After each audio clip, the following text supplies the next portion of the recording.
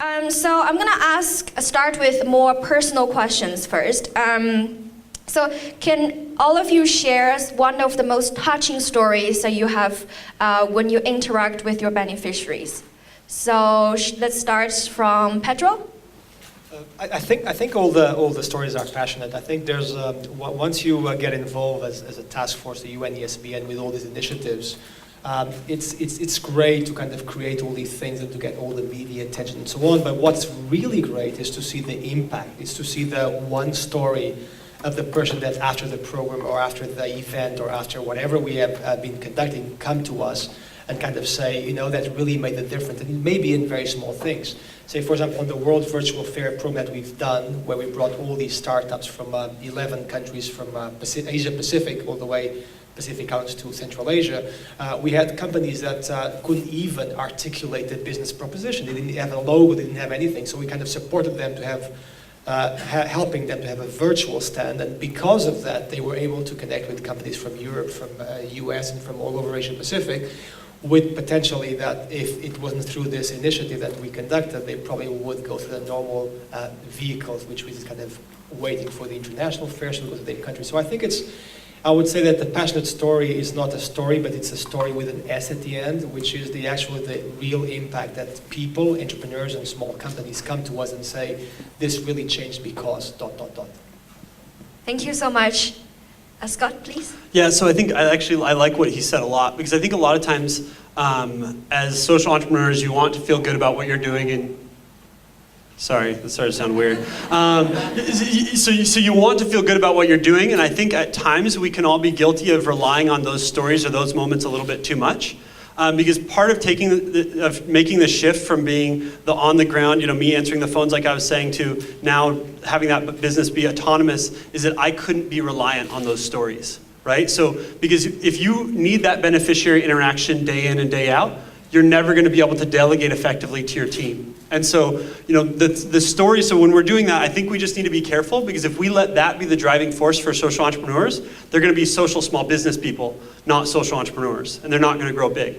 Now, the biggest, kind of my favorite story is one where a worker came to us after placement, and she'd gone through the training center and the agency, so she'd gone through the whole gamut with us. And she sent a picture of, she'd been in Hong Kong for a few months. And initially she had said she was going to go over to Hong Kong from the Philippines, and she was going to work, and her husband was going to stay at home, and she was going to support all of her extended family, and they were going to be awesome, right? And this is a really unsustainable plan for most of these workers. And so at the training center, they focus on getting as many of your family members earning income as possible, right? We don't tell everybody to return and be an entrepreneur, because the number of people who can do that successfully in these poor communities is going to be really slow or small. We say, how can you get them to make money? And she'd been in Hong Kong just a few months, and she texted a picture of a motorcycle tricycle with a little side cab next to it, and said, I've reached my first goal. My husband now has a job, right? And that's what it's about, right? It's not about this person who's in this. It's about making sure that person doesn't fall into a situation of forced labor, and that it's providing them a path that they can be middle class, which means they need to get everybody in their family earning an income. And that's one of the stories that really kind of sticks with me, because I think that shows the scale that we can get to over time. Thank you so much, Scott. Ani? Well, I think after what the other two panelists say, well, I have to share one story. I agree. I think we get asked a lot to tell the stories, and it's hard to see that wider change. And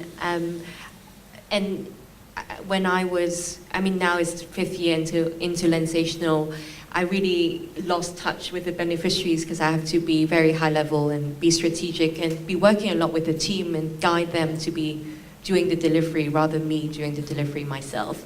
But one of the most touching stories for me was quite early on in our first ever program, which was held here in CHIUCo in May 2013. It was with domestic workers from the Philippines and Indonesia, and we still serve this group until today. one of our most talented students from the Philippines, I mean, a very typical story from rural area, very talented, but had to give up her education, and she's lesbian, which added much more to the challenges that she faces in Hong Kong. And 2 years into training with us, she then went on to train other women. And one day she told me on Facebook that she decided to move away from Hong Kong. And she said she's been considering it for a long time. The only thing that was keeping her from leaving was the community of Lensantional, because she felt valued for once. But the other thing that made her want to move is that she wanted to have more adventures in her life. And she had to continue to be a migrant worker. She found this opportunity in Russia. And she said because of Lensantional, she feels the world is her oyster. She knows that she has friends from all these different countries that she can count on, and whatever she does, that she will continue to be able to have this community. And that for me was really touching, because I was very just focused on, the photography training that we give her, how I can lead her on to work through photography. But I never thought about this community aspect, and I never thought about this ability to give her something that she did not dream of. And now she's doing really well in the Philippines. She's a freelance photographer. She's been invited to take the portrait of the ambassador from the Philippines to Russia, which is a huge honor. And she started also our program in Russia. So I'm very proud of her. But Jem's story is only one of the many stories. And it's important to have these stories because it helps people relate to it. But and so that would be one I share, but not losing sight of the overall picture and how change could really be created at scale. Well, thanks, three of you, for sharing those stories. So what I've heard just now is that actually all the panelists want to focus more on long-term impact, right? So because if we all focus too much on individual success stories, then we might lose the whole picture, the oversight, and also how we build the structure and everything. So I agree with all of you. That is a really good point. So, well, in that case, let's forget about the good story side. Let's focus more on the hardship. What are some failures? Yeah, exactly. So I want to know about what are the challenges and also hardship that you have been through, specifically on maybe engaging your beneficiary or engaging with young people. So Pedro, would you start? I think one of the big challenges is the cultural shift. So it's, for example, from our side, when we speak about entrepreneurship, we move from a model of a very simple binomial, which is you do something, you make money, you sell the company, and you retire, and you're happy forever, which is great for the magazines, but only a minority does that or can help to achieve that. But what we're seeing is that from a cultural perspective is kind of to understand how going beyond this kind of profit equation and introducing the SDGs and the impact into the corporation and into the startups. I think that's point number one. And then point number two as well is what we also found, especially in Asia Pacific, not so much on the what we call perhaps the more developed countries, the Singapores, the Hong Kongs, and so on, but other countries is where to start your own business you may not have the best support from your family. So also from this kind of family pressure. And I give you a very straight example. One of our teams that won the business lab, the MBA business lab last year, 2 years ago, they were actually involved with government, they were involved with big corporations, they were senior executives, and then they decided to launch their company. But they were so excited after the program that they decided to launch 2 startups. They're kind of focusing on agriculture in the center of the city. So I remember the gentleman came to me and he said, I think you're going to have a chat with my father, because after the MBA, my father was expecting me to go to senior management of PwC, Citibanks, and Goldman Sachs, and so on. And here I am as a CEO of a startup that we don't know if it's going to make it or break it. So I think that these 2 points I would like to bring, which is one, it's the understanding that to be part of a startup goes beyond just making money, and you actually can make a lot of money while still contributing to the SDGs and to contribute to impact.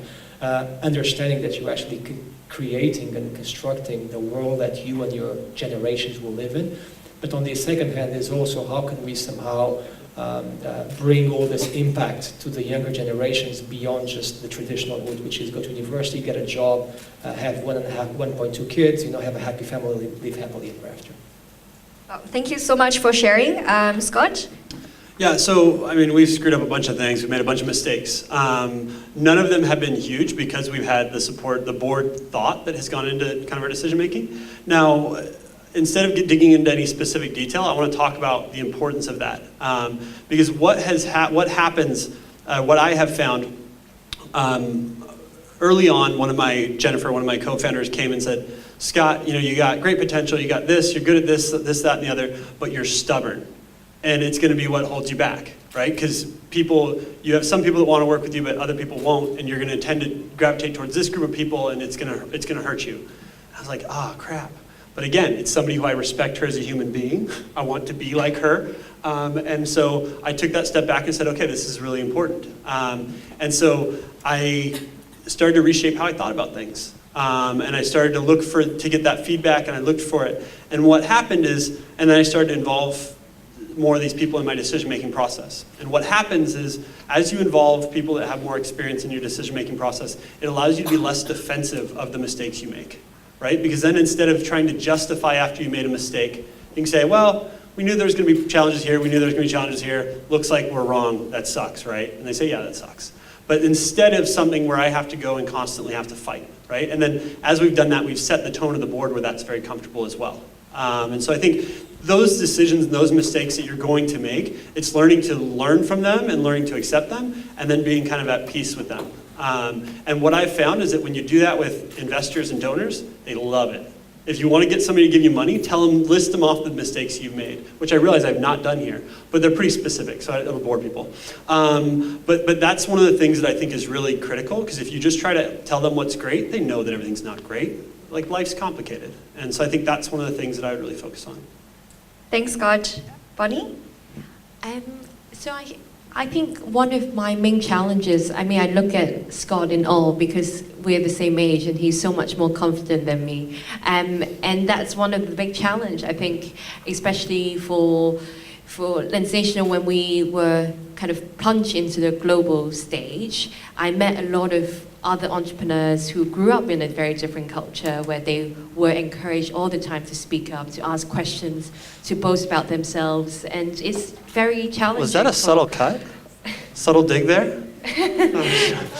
And of course, there's English just being my second language and all those complications. So I had to really go out of my comfort zone and try to be as confident as many other entrepreneurs that I see. And I think there's a gender element in it as well, that there are fewer role models for women when it comes to entrepreneurship, and there are more in social entrepreneurs, but still when it comes to kind of the gender balance, I think that was something that I struggled earlier on.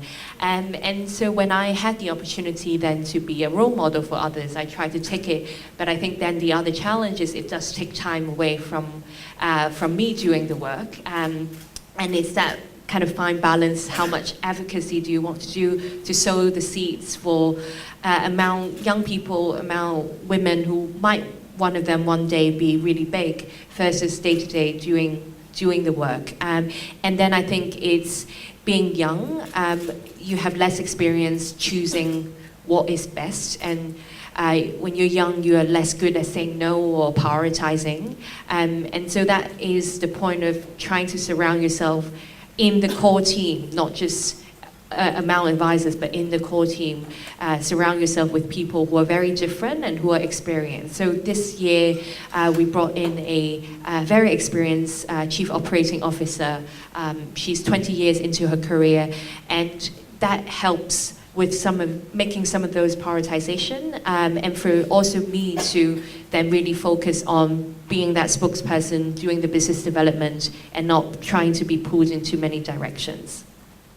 Thanks so much for the sharing. So what I've heard just now is that actually 3 panelists were talking about one overarching issue, which is the culture of startup entrepreneurship ecosystem. So in UNDP, in Youthcolab, we also see that culture is one of the 5 important pillars to build a thriving entrepreneurship ecosystem. So what Pedro just mentioned, the mindset, the culture among the parents and the mindset of the young people, and also what Scott mentioned, the mindset of accepting failure, be open-minded to failure, and what Bonnie mentioned about the culture of the gender, the female entrepreneurs. Those kind of things are actually what we want to focus on, and also very important for building a thriving entrepreneur ecosystem. At the same time, we also heard that to create this ecosystem, we need people who has years of experience to work together with young people, to join hands, to collaborate. So, so my next question would be, as a person who has years in this ecosystem, and we also mentioned about social innovation as a movement, as a larger wave. So what are some of the current or some of the trend that is within this bigger wave that you observe over the years? So let's start from Pedro, please. I think when you spoke about people with a lot of experience, you're not calling me old, right? You're not calling me a very old person here. That's fine. I think what we're starting to see, and what we didn't see at the beginning, was that is this kind of the creation of players within the ecosystem that are actually making the ball spin faster. When we started with the task force and the ESPN and so on, what we realized that we had a couple of pivotal countries that had something going on that was not so much shared, and then whenever we wanted to do something in different countries, then we had to almost reinvent the wheel. I think that what we're seeing today is we're seeing institutions and organizations like the UNDP, your team, the guys from ESCAP with the task forces and so on, and also the civil society and the government, that they're somehow making the ball spin faster in their countries. We also are a big believer that creating this kind of synergy, creating this synergy between organizations is critical. We believe that, for example, even as task forces, I showed in my presentation, we have a couple of flagship initiatives, but what we have in the majority is this kind of collaboration initiatives. And I think that within our task force, for example, we identified 5 stakeholders, which are the government, the chambers of commerce and the entrepreneurial associations, corporations, academia, and then the startups themselves. And we believe, and our goal is to kind of ensure that we first, as a first step, without being arrogant, is without kind of having to tell how to do things, but to recognize in each country what's being done, what are the case studies, what are the success cases, what are the organizations already taking place, and then somehow leveraging from what other countries may be doing. And so I think that this kind of synergy between organizations is what's allowing all of this to happen. And if we look at 2 years ago to today, the speed of it has increased, I would say, 100-fold. Wow, thank you so much for the sharing. And Scott? Yeah, so for me, I think it's kind of similar. I think that there's oftentimes people who've engaged with social issues have been fighting against something, right? They're fighting against a system, so they need to kind of portray themselves as this, this warrior for whatever cause, right?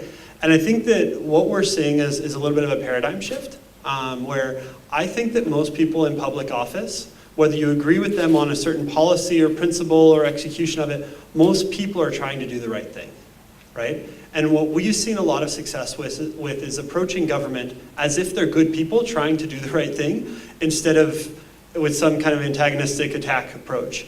And we've seen governments be very, very responsive to this and change entire policies because we've done this. And I think that's one of the things that I think is this incredibly low-hanging fruit that all organizations should be thinking about. Instead of building the campaign that's attacking a government, we should be looking at building, offering to have a meeting with them and asking them what's important, and then addressing what's important to them instead of telling them what we think is important and trying to solve our own problem. Because most of these people are well-meaning people that have really hard jobs. these government officials, they're being pulled this way and that way. And so they need easy wins, and they need people who can provide those recommendations. And so I think that's been the really encouraging and exciting thing to me. Thank you so much, Scott. Bonnie?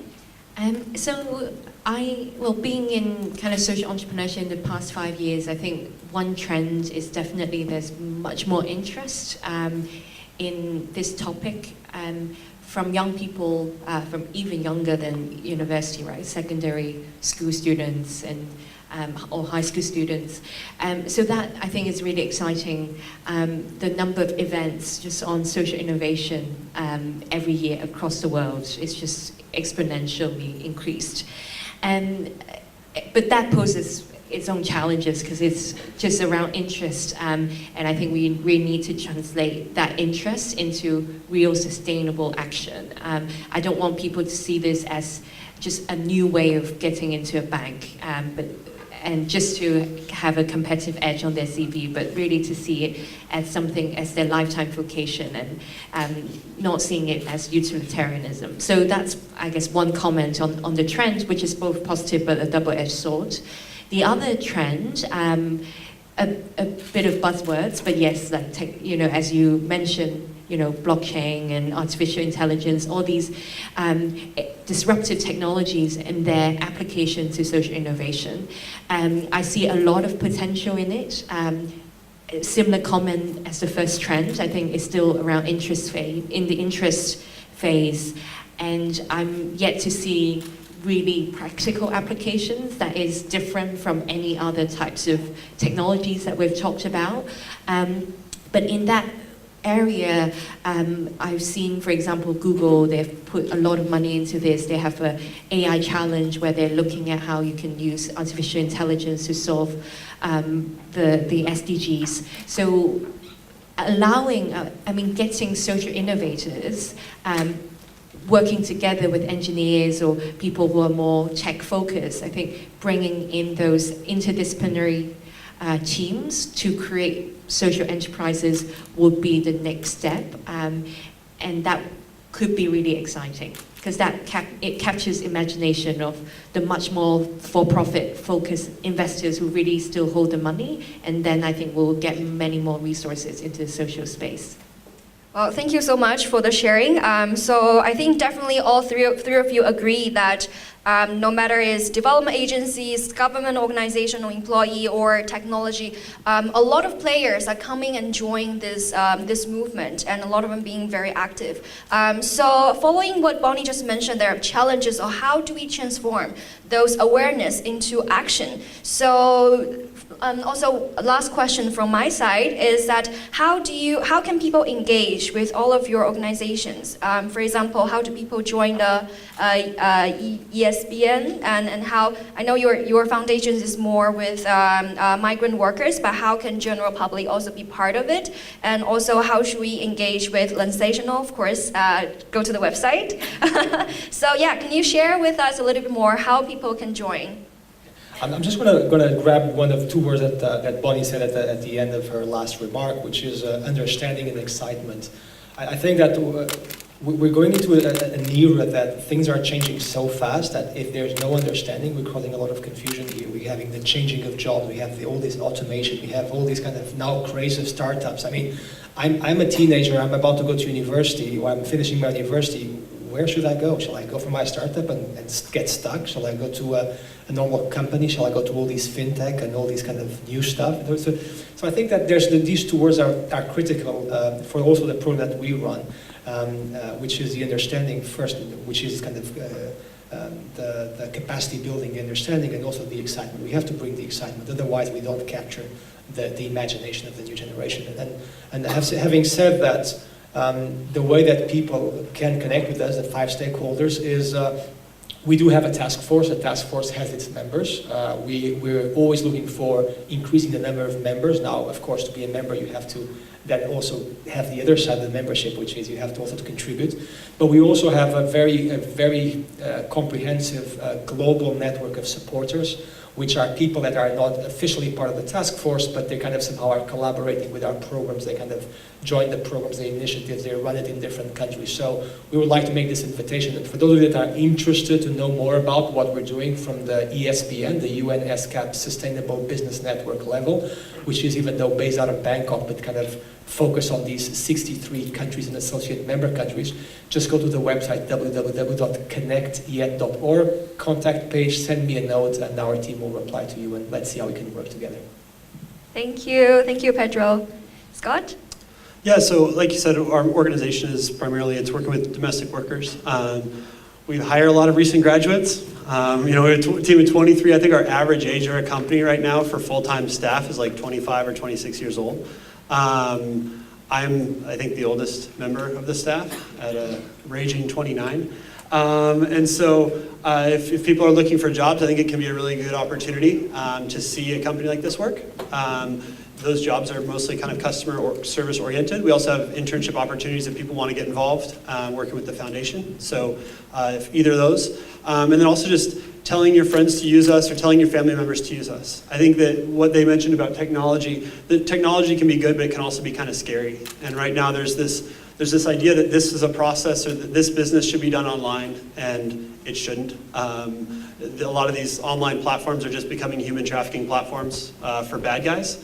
And so when you look at it and you hear those stories, I think it's important to start to acknowledge it and bring it up with your friends that not every problem can be solved or should be solved with a tech platform, right? Technology can fit into it well, but it's not what's going to solve a lot of these problems. So that's it. Thank you, Scott. Bonnie? So yeah, as you said, go to our website. So Lensation is a volunteer-led organization. I've shown my organizational chart. So if you're interested to volunteer, you know, do get in touch. We're always interested to hear from people willing to give time. I also think there's so many opportunities out there for people to get involved with. One of the organization that I really like myself is SDSN Youth. Lensation was actually featured as a SDSN Youth Solutions. I have a few friends at SDSN Youth. I think it's just a great way. If you don't know about the cause area that you're passionate about, it's good to get involved in these like ecosystem players so that you get exposure to many different innovations, and as you grow within that role, you have a better sense perhaps on the issue area that you're really passionate about, and you can go deep, or you get clearer on what your expertise is, whether it's communications or finance. You have some kind of expertise that you can then go on to join other organizations to offer. So it's while I'm sure our respective organizations would love to hear from you, I think it's also for you to understand what you think your value add is, and for you to then be able to find the thing that you can have the most rewards from. Thank you so much for sharing. So if you're interested, check out the website of the ESBN website and also the task force, and spread the word of the Fair Employment Foundation, and also check out the job opportunity. At the same time, check out the Lensational website and join the volunteer program. So that's what I have in mind, what I want to ask for the panelists. Did I ask all the questions that everyone have in mind here? If not, now is the time for you to ask the questions. We'll now open the floor to the audience here to ask questions.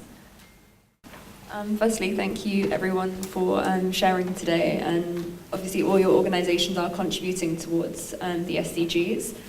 There's not really any standardisation towards like impact and metrics. I just wanted to find out, in your respective organisations, which are the key impact metrics that are most important to you for this sustainable long-term action, as you called it, towards the SDGs?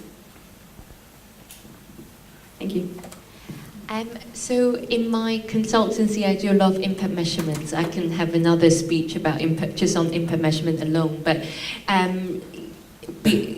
recognizing the need for standardization, there's been quite a few movements. One I think UNDP is also involved with is called Impact Management Project.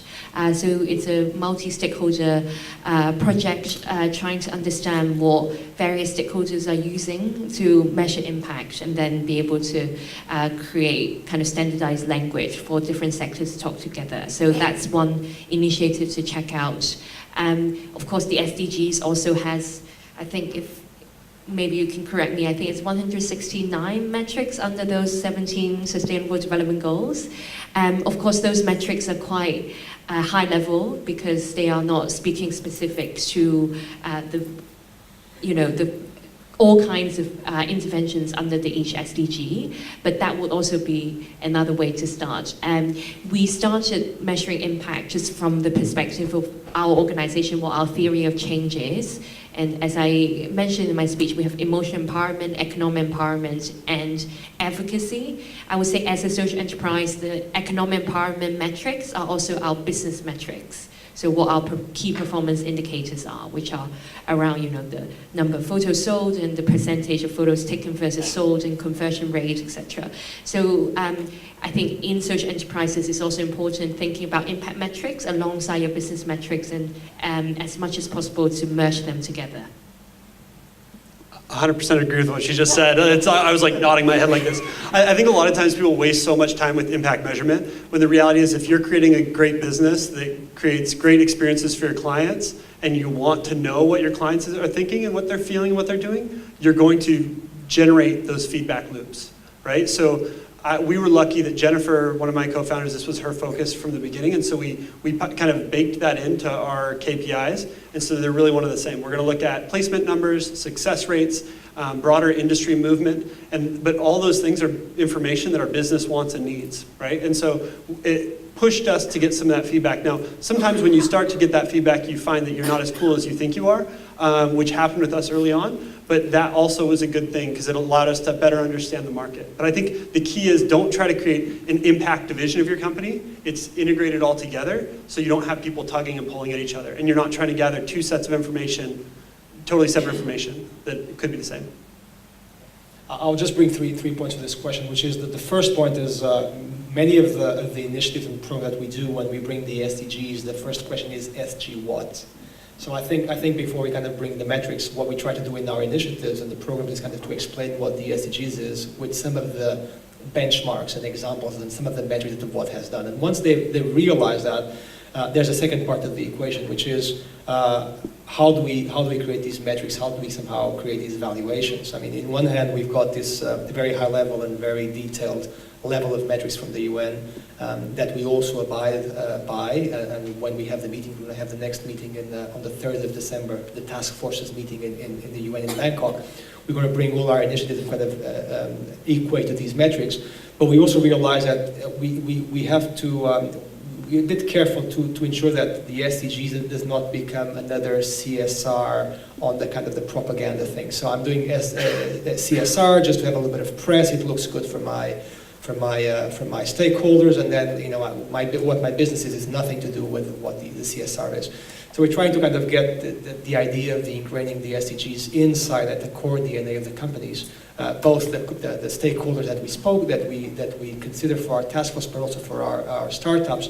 But at the same time, we're understanding what kind of new KPIs may be originated that we never thought through from different initiatives. And they can be very small, they can be a bit on parallel, they may combine 2 or 3 SDGs, and I think that's the beauty of the SDGs, is that in one hand, we've got a very detailed set of SDGs with the metrics set up, but at the same time, we have the practice of it, we have the implementation, and we then start kind of creating different types of metrics that we can then bring back to the UN for potential expansion to other programs.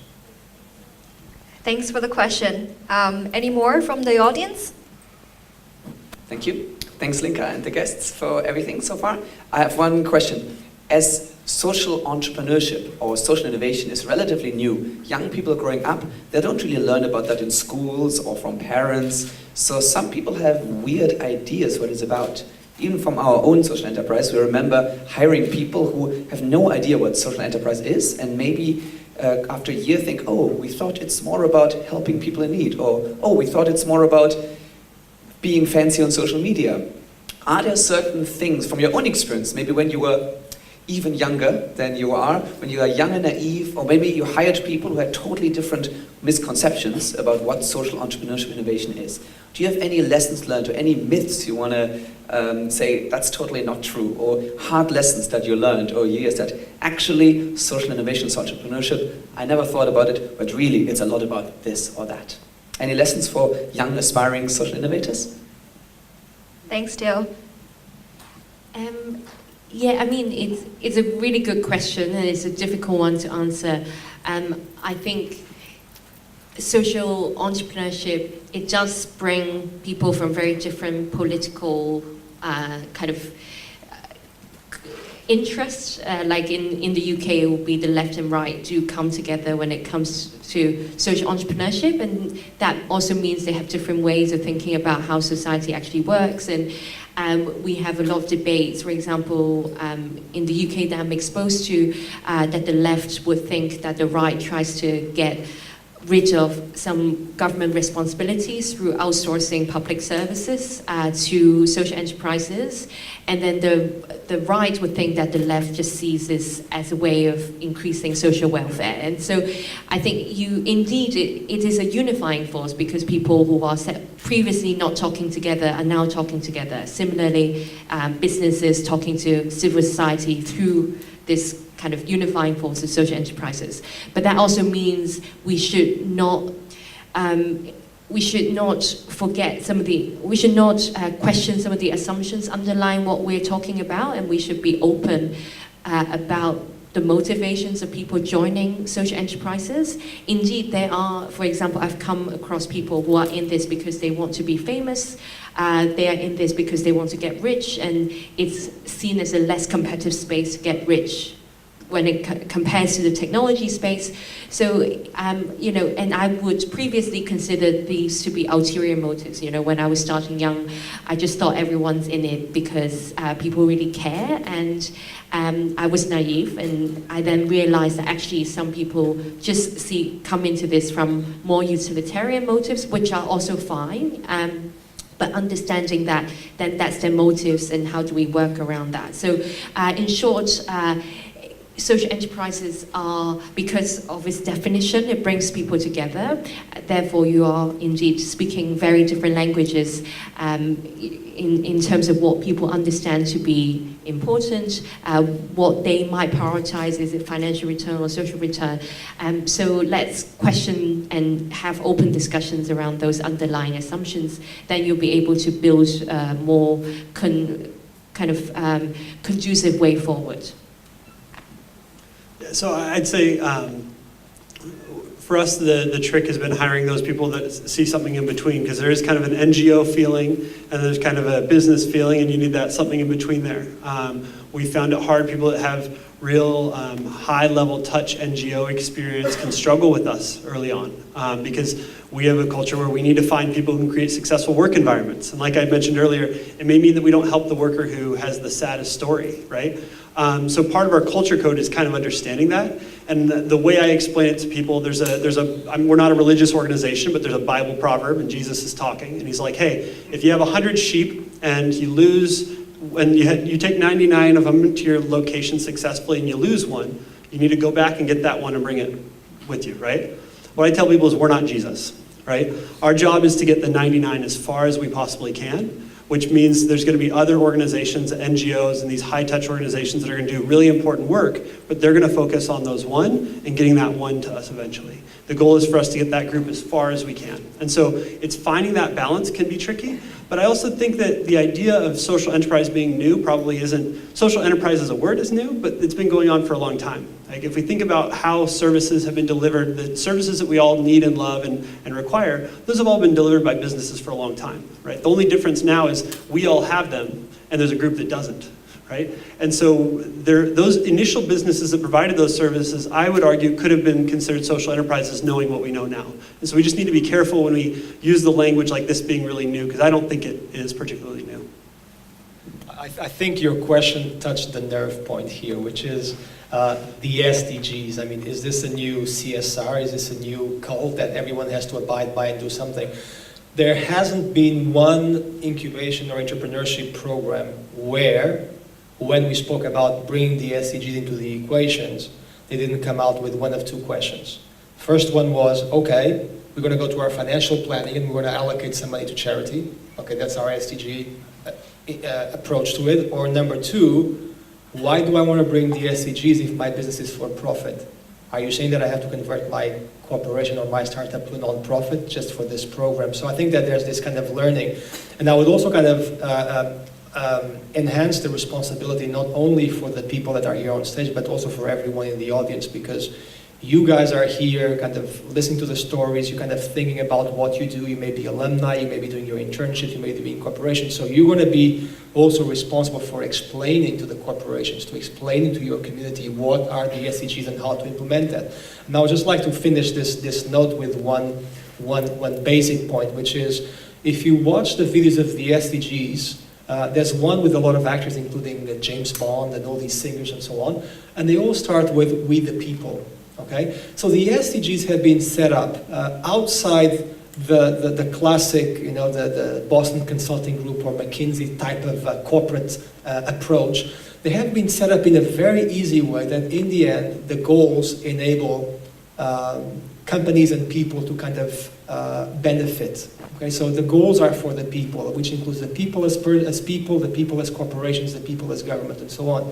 And I think that the way that they went from the Millennium Goals, they devised the SDGs, have been in such a way that, you know, it's almost very easy for someone to understand, oh, I'm already doing this. Let me see how I can do it better. Let me see how, if there's other goals that I'm probably already doing it as well, I can do it better. And as the worst case scenario, you've got the last SDG, which is partnership for the goal. So how can you somehow support all this? So I would say that these two things, which is, one of them is the understanding and the education, and the second of them is to understand that these goals are for the well-being of the current and the upcoming generations, and not just a corporate or a PR stunt. Thank you so much. And I also think that it is our mission to making sure that working for SDGs and working for pure corporate is not longer a binary question, right? It's going to be a combined model. So I would like to thank all three keynote speakers for this fruitful discussion, very interactive, and also your active engagement with us on the stage. So we're going to conclude our morning session with a lunch break.